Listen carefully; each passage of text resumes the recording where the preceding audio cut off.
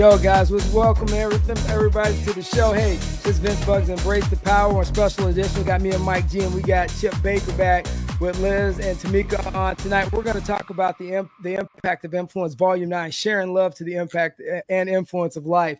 Now, hey, make sure this Christmas season is coming up, so we're going to get this out before the holidays. We got Planetary Design. They do things for coffee mugs and storage things, so, get out there and get your gift. It'll be down in the bottom of the show at the end, so hey, get out and get your Christmas gift. And with that being said, Chip, how are you doing this evening?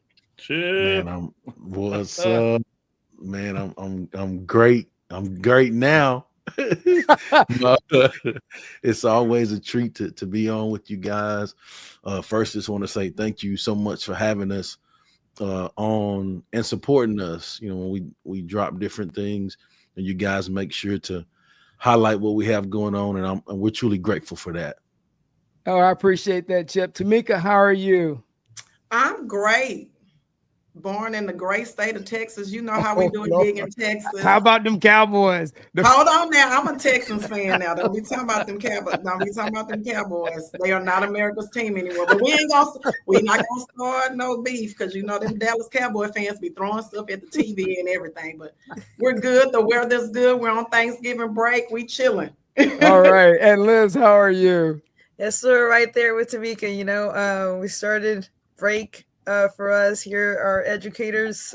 So we are just, we tuned out for a little bit and then get back to work in a week. But we're chilling. I love it. And Mike G, how are you doing?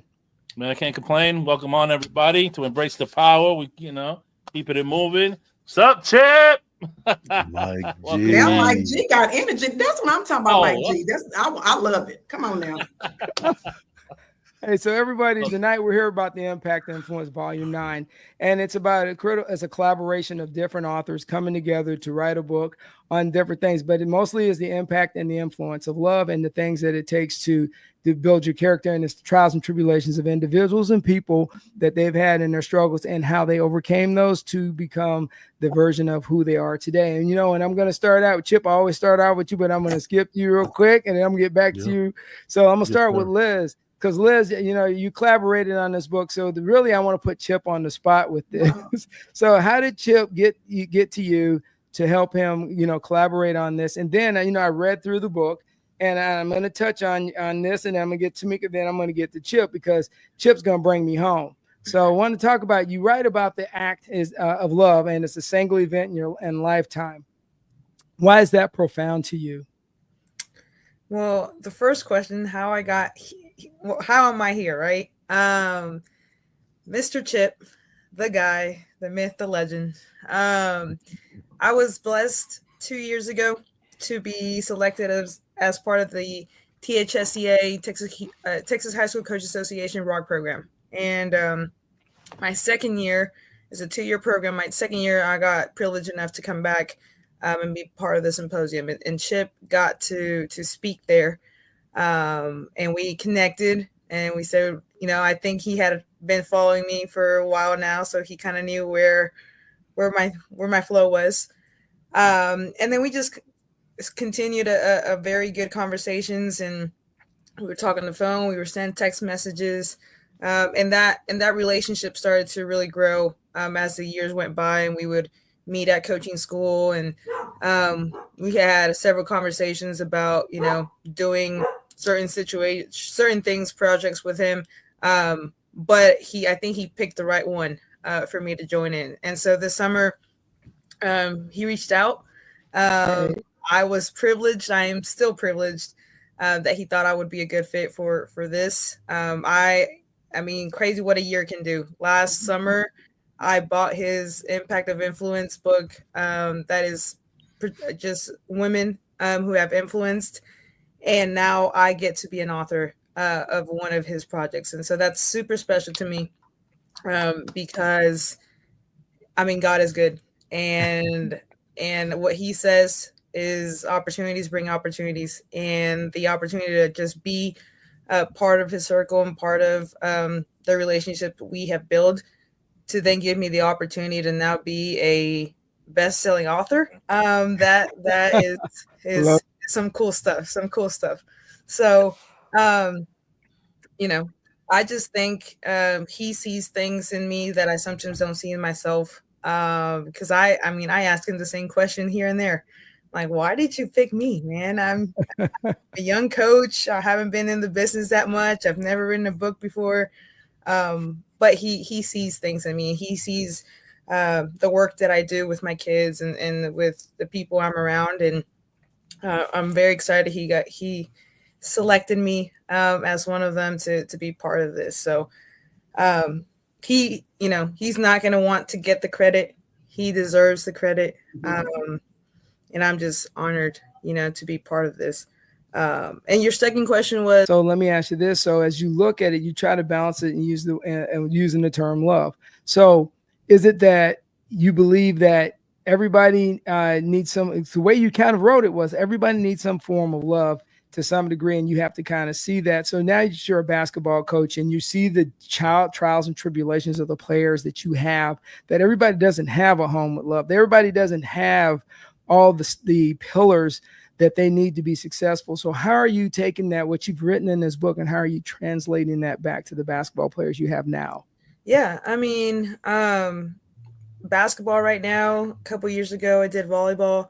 But yeah, those kids, even though Bridgeland is known to be a very high socioeconomic school, it's not always as it seems. Mm-hmm. And unfortunately, some of our kids, their parents are so busy working and they don't see them, or their parents are in the trip flying out to somewhere, and the only person that they have is a coach, and that would be me, because sometimes I see those kids more than their parents do. Right. And so going back to what you mentioned, I think it's very, very clear that my point of love comes from the Lord. If that's like the biggest gift he has given us. And so I've been very blessed throughout my life to have a family that loves me. I've had mentors, I have coaches, I've had people in my circle, friends that really have poured into me. And so why not give that overflow that I've talked about before? Like, why not give that to those kids, or just other coaches, or other mentors that need it? Because I'm not, everyone at some point, even including myself, like sometimes that cup like starts to drain. And if at that moment I'm overflowing, like I'm not going to stop myself from loving others and pouring into others. Because at the end of the day, as a servant leader, I'm not here to look for anything in return. I know that people see that. I know that God sees that. And I think that has been a big fundamental part of the success I've had. I've never, the opportunities that have come across at such a young age is not just, I didn't buy these things. I didn't pay people to give me awards or championships or the opportunity to write a book. It was because of my actions. And I think a lot, and if not everything that I try to do, I do it through love. Because, it's something that it's not tangible, but it can make such a big impact, just like we've talked about in the book.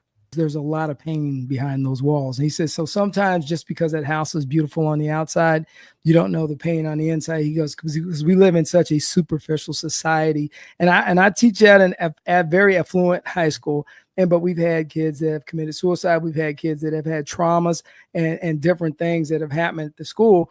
And it's just because you have money or you have abilities, or both parents are grinding to give you a lifestyle, sometimes they forget the most simple, important thing is being there for their kids. So let me transition real quick over to Tamika, because Tamika, you touched on a lot of things in your chapter, and you did a lot of Bible references as you were writing this.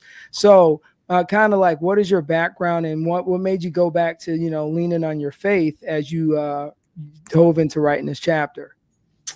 So hello again. Hello, everybody. I'm glad for the opportunity. I am a very faith-based individual. I started with this series in volume 5, where I started talking about my mom. And my mom had me when she was 17 years old. So that was my first, you know, the first person who loved me, like I said, that's the only person, you know, what their heartbeat sounds like from the inside out is your mom. And so that's what has been sustaining me. As I go forward, and other things that I wrote, talk about my brother. So my brother, I witnessed my brother get killed by a drunk driver in a small town called Calvert, Texas. That our families are from the same area. He actually grew up right across the street from my father and my grandfather. I'm in Hearne, Texas, so that's my homeboy.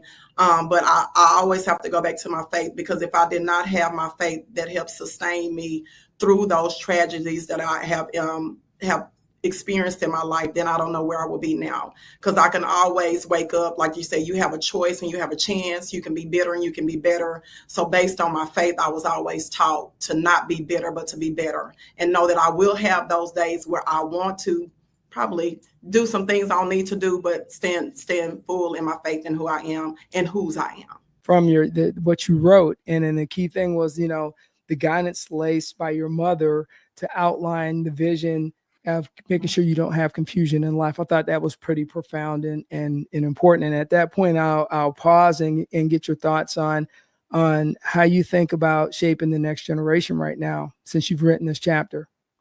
So to me, I always say it's nature versus nurture. And you talked about when we make some of those dumb decisions and we get connected to some of those people, where I'm an educator by trade. And so research tells you that the problem solving part of your brain is not fully functioning until you're like 25 years old. Absolutely. That's why me and y'all wonder why y'all insurance is so high and all of those different things, is because we really our brain is not ready to think properly. So I have friends who I grew up with that could have been CEOs of companies. But I grew up in the hood. I grew up on the west side of Bryan, Texas, off of MLK Street. So they were nurtured in an environment, and I was in that environment too. However, I had a village of people who also nurtured me in other environments and gave me exposure. So it's like you said, with that next generation, you have to meet them where they are and get them to where they need to be. But you also have to know, I have to let them know, like, look here, let me tell y'all something. Now, Miss Martin, she has 3 degrees. She's working on her doctorate, yada, yada, yada. But Tamika, my first name, who I don't really bring to work, she is from the west side of Bryan, Texas, off of MLK Street, and you don't know what's in my backpack. So you have to take them to where you were and let them see your trajectory. And that, again, that part of being bitter or being better, and I choose every day to be better, and also showing them that I am human, because we are all spiritual beings but living a human existence, and knowing that I'm going to have my moments, and sometimes they got to be there for me. And so that's the biggest thing, the relationship piece, the connection piece. That's the big thing about everybody that's a part of Chip's projects. He is such a connector. It's divine alignment whenever you are in the presence of whatever he has going on. I remember him, I don't even know how I got on his first Success Chronicles. I remember I'm number 34 on the Success Chronicles, but he brought me into this kind of arena. And I thank God for that he saw that in me when I didn't see it in myself. Oh, I love it. That's just profound. And so, hey, Mike G, you go ahead and ask some questions real quick before we jump on Chip. So it's deep and it's real, you know. That's what really makes it unique and impactful, you know. And like, you know, I've seen Chip before, great books, great information, but then this is like he keeps on pushing it further, you know. And that's I got no words right now. I'm just zoned out by these 2 authors and everybody's, you know, achievement, the book, you know, we've been showing it. It's nice. It's nice. Good stuff, guys. Good stuff. I'm telling you, man, trying to make sure I have no background noise.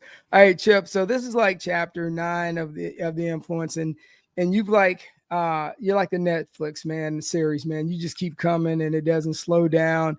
And so here's the deal. And a lot of it's faith-based. So the question I got is, and I just checked out some of your speaking engagements on Instagram, and then, you know, TikTok. I'm always liking your stuff on TikTok.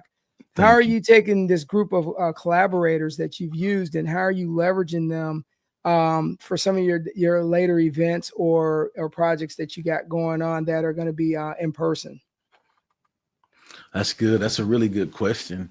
I think first off, I'm honored to be associated with all of these amazing people. Man, I just, you know, and I've said this a few times, but people don't have to say yes to you. It's true. right? But like when people choose to say yes, man, I honor that. I'm grateful for that. And my goal is to go hard for those people because they said yes. And so, all things, like you guys have seen, speaking engagements. We do the Lone Star Speaker Series at the Impact of Influence Speaker Series at Lone Star College. So I bring the authors in, bring speakers in to speak and pour into those in the community. Man, we do live events, podcasts. We actually have done some stuff at Tamika. They own a spot here in Houston. And, we've done some stuff there. And so just anything that we can do to add value, because everybody that's involved are people that have huge hearts, people that go above and beyond to give, right? And really that's why we all came together. But I just think, when you have one person, we can add value. We all add value, but when we come together, the value that we add multiplies. Oh, Right? absolutely. No, absolutely, Chip. But Chip, as you shaped this over the last, let's say 9-10 years and this vision. So what is your end state, or you don't have an end state? I'm putting you on the spot on this one is what is your end state for bringing this collaboration together and these projects together that you've done? So what message are you actually trying to get out to the rest of the world or to the next generation? It's really, we all have value. We all, sometimes we may think like little old me, like what? But we all have value. And so the big man has made each of us a one of one. Hold on, let me get that to you. You said you talked about deep, Mike G. Let me go there. The big man has made each of us a one of one. Like, think about that for a minute, right? So that means that none of us in the world are alike, right? So we all have individual traits or things that the big man has given us, but it's our job, it's our duty to figure out what that is and, man, go to work on it, right? Use it to the max and use it to be a blessing to others, because you just can't keep it to yourself. And so for me, that's the message that I'm hoping to get out, is to just to encourage and inspire people, to let them know that, man, your influence makes a huge impact. And so, I always say go get it, but really it's go give it. I love it. As they say, you're lucky to be human, because humans have they're the only species on the planet that actually has a choice, an opportunity to change their environment and make themselves better. So that's why I'm going to go flip back over here real quick to Liz. And hold on, yeah, make sure I'm unmuting you. Unmute yourself, Liz. All right, there we go. All right, so I want to flip back over here to Liz and touch on this point real quick. Is that because I'm a coach, I coach high school football. So the trials and tribulations that you're dealing with right now, how are you, when you look at this overall picture, even writing this book, but overall picture right now, when you look at the players you have right now, what are some of the key things that you bring to the table right now to those players that, they previously didn't have in their life? That, not just experience. All coaches bring experience. What I always try to ask is, what essence do you bring? What makes you different, do you think, in your mind that they've never seen before? The X's and O's come and go. The wins and losses come and go. But I think at the end of the day, what my kids are going to think and remember is how I made them feel. There's groups that are, I think so far I've been very blessed. Like, I think there was only been one sub-varsity season where we haven't done well. Every other thing that I've been able to be part of, whether it's basketball or volleyball, we've been successful. So like that's point blank, like that's going to be in their mind. But I think what really sets me apart is listening. What's really sets me apart is relating to them. What really sets me apart is knowing them as a human being first, then as a student and athlete afterwards. Because you mentioned like trials and tribulations. I've had to go through some difficult times with some of my kids. mental health, family situations. A couple years ago, we had a one of our players was in a pretty bad accident. So to me, being at such a young age, sometimes I would ask, I don't like to ask God questions like why, but as I'm getting older, it's making more sense. Because I'm starting to see, hey, this is why I had to experience back in 2020, because in 2021, this is what happened. Right. And so, and I've been on the other side. I've been able to witness some great success from a lot of our kids who have gone, who have gone on to the next level and gone to play at the college level, where, like, for experience, I had a volleyball kid who I was my first year coaching volleyball. Like, when I tell y'all I had no clue what volleyball was, I had no clue what volleyball was. YouTube. But I said, okay, how can I be part of this? How can I integrate myself into this? And the girls knew I had no zero experience with it, but I was their cheerleader. I was learning as I was going. And so we had a senior that year who is now at Southwestern in Georgetown. And last year she had to sit out for she had a surgery on her shoulder. And so for her, it was like a roller coaster. And, Right. and she kept reaching out, and I kept reaching out to see how she was doing. Bottom line, coming back, this season was her comeback season. She had conference awards. She had, and so, like, those things had nothing to do with me. You know, it was just me being there for them. And I think a lot of our kids have great support systems at home. But I think it's always different when it comes from a different perspective.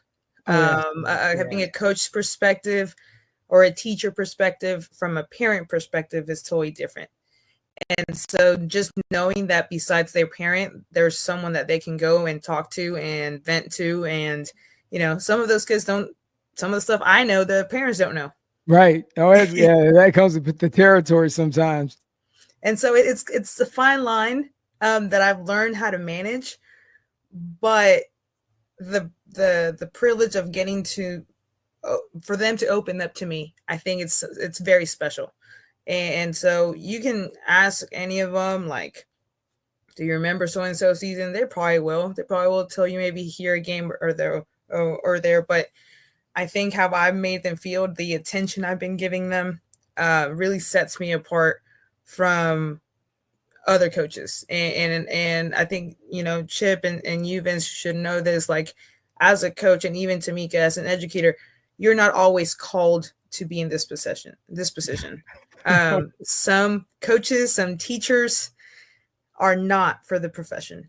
And I've been very blessed. I've been very blessed that I think God was very clear with me since I was in college that this was my calling. And I think I'm fulfilling it as best as I can for him and for our kids. Oh, hey, thank you so much for your service on that. Tamika, now you're in the classroom on a regular basis, and you have to deal with the changing environment. Now I see all the TikTok and Instagram. I'm actually an assistant principal, so I spend a lot of time. All right, okay. Doing other things. Okay. Yeah, oh yeah, you're doing a whole bunch of other things. So, oh yeah. So let me ask you this then. So as an administrator, and you having to stand back, how are you mentoring and coaching the new teachers that are there to be more, professional? Because the classroom ain't like it used to be, and they're navigating a lot, and the amount of work that the workload that's put on them, and the standardized tests that are put on the teachers to maintain a certain caliber. How are you helping them navigate? Because that's a lot of stress on them on top of trying to put a curriculum together. How are you helping them with that? So as a former athlete, collegiate athlete myself, and former track and cheerleading coach, and So I'm gonna tell you like this. I'm multifaceted. So I'm a faith-based girl. I'm a church girl, but I'm also a girl from the neighborhood, and I'm also the gifted and talented girl, and I'm also the jock. So the thing that I bring to the table is I can relate to anybody and get them to where they need to be.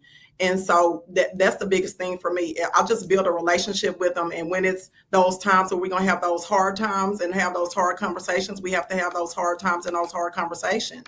And then on other times, because I have built that relationship with them, we just make it happen. And so the biggest thing, like I said, is meeting them where they are, just like the kids, and getting them where they need to be. And in this day and age, it's a lot of social, emotional things. Like we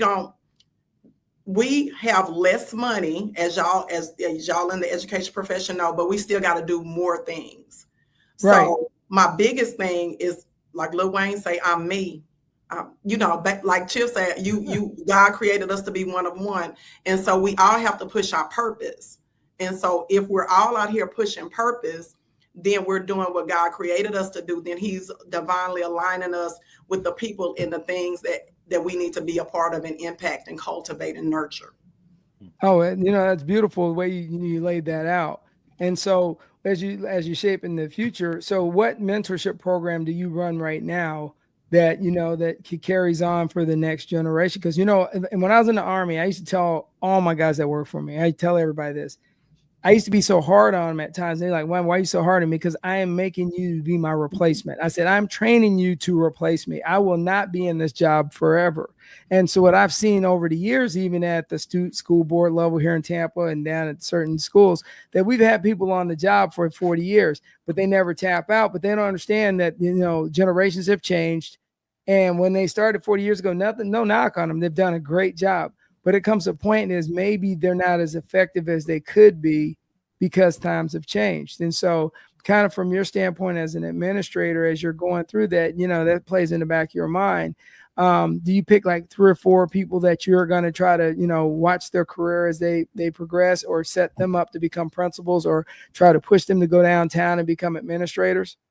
So again, to me, it's divine assignment. So God always leads me to the 2 or 3 people that I need to plant seeds in that year. And sometimes I plant those seeds, I water them, I cultivate them. And sometimes I'm just the planter, and sometimes I'm just the waterer. So I build those relationships with everybody, and I can connect with everybody, but there's always, like you say, 2 or 3 people that God has me paying extra special attention to. So I get to know who they want to be and help them understand whose they are within this world. Meaning for me, my faith. So I'm God's, and God has created me to do these things. So who are you, first of all, in God? And second of all, who are you within yourself? And what is your purpose? Because when I leave this earth, I want to be empty. Everything that God put into me, I want to be able to put out into the world. And that's one of the main reasons why I want to be a part of anything Chip doing. I'm a part of it. We get in this conference, I'm already telling him we manifest in the Impact of Influence conference. So I'm already ready for that. Let's keynote speak. Let's be in these big coliseums, because we have so much within us that we need to get out. And it's platforms like this that's helping people see who we are and the message that we have. However, me being there, me being an educated Black woman, me being a Black woman that could relate to people who are from a small town or rural area, me being a Black woman that lives in the city, has lived in the suburbs, me being a Black woman that is an athlete, me being a Black woman that is a woman of faith, me being a Black woman that's educated. I've shown them a different perspective, and it has helped them grow. And so now I'm working with my human resource department to bring in more diverse talent and going to recruit at HBCUs so we can get more Black and Latino,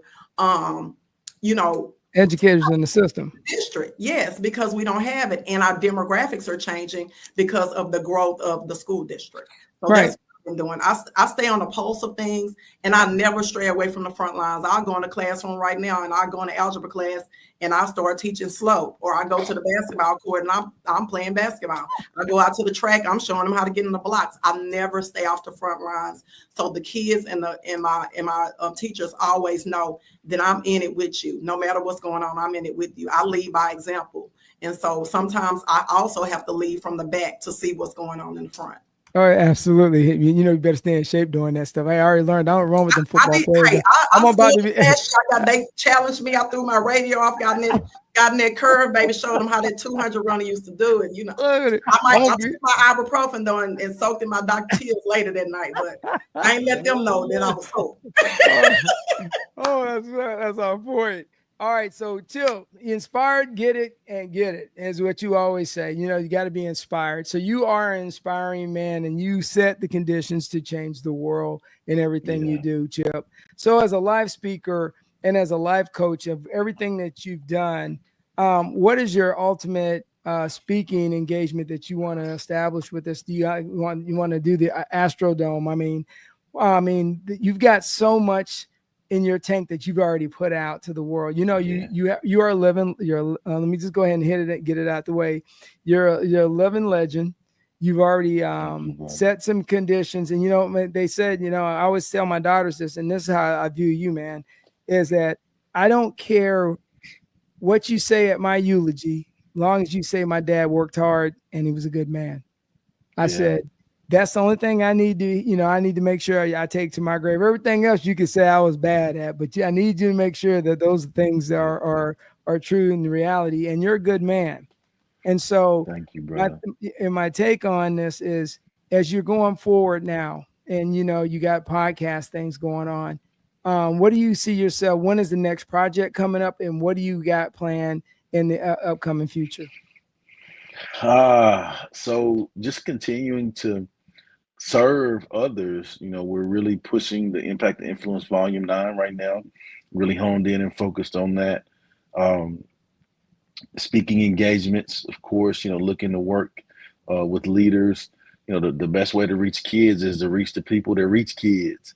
So, doing professional developments with staffs, going to be releasing some books here coming up that are directed to, like coaches. Dropped Destiny to Dallas recently.